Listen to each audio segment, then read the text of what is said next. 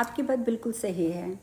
हमारे जो एंसेस्टर्स होते हैं वो हमें गाइड करते हैं, प्रोटेक्ट करते हैं। लेकिन एक बात आपको समझनी पड़ेगी कि बहुत ह्यूज, बहुत मेजर डिफरेंस होता है हमारे एंसेस्टर्स में और भगवान में। भगवान ऐसे होते हैं कि अगर आपकी किसी बात पर आपसे कोई गलती भी हो जाती है तो वो आपको क्षमा कर देते हैं और आपका जो भी आपको उनकी हेल्प की ज़रूरत है वो प्रोवाइड करते हैं। लेकिन जो हमारे एंसेस्टर्स होते हैं वो ऊपर जाने से पहले ह्यूमन बीइंग थे, हमारी तरह थे। और इसीलिए कहा जाता है कि जो हमारे पूर्वज होते हैं, हमारे एंसेस्टर्स होते हैं, वो बहुत जल्दी क्रोधित हो जाते हैं, यानी कि बहुत जल्दी उनको गुस्सा आ जाता है।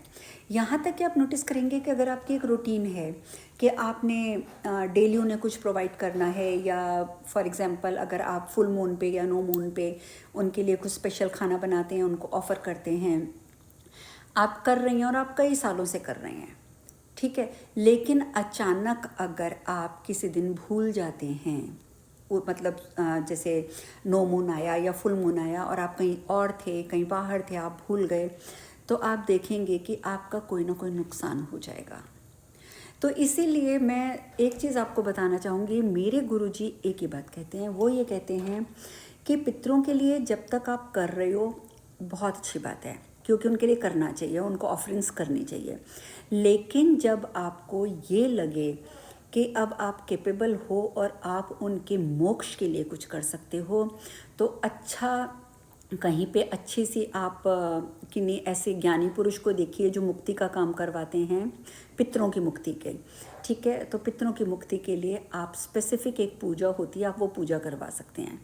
जब एक बार पितृ मुक्त हो जाते हैं तो फिर वो जाते जाते आपको सिर्फ आशीर्वाद देते हैं और यहाँ से चले जाते हैं, और उसके बाद आपको उनके लिए कुछ करना नहीं पड़ता, क्योंकि जब वो यहाँ है ही नहीं, इस धरती पर है ही नहीं, तो आपने उनके लिए क्या करना है। यूँ तो वो आपके पास आते हैं, आप उनको ऑफ़र करते हैं, आप उन्हें चीज़ें प्रोवाइड करते हैं, लेकिन जब एक बार उनकी मुक्ति हो जाती है तो फिर आपको कुछ भी करने की ज़रूरत नहीं रहती है।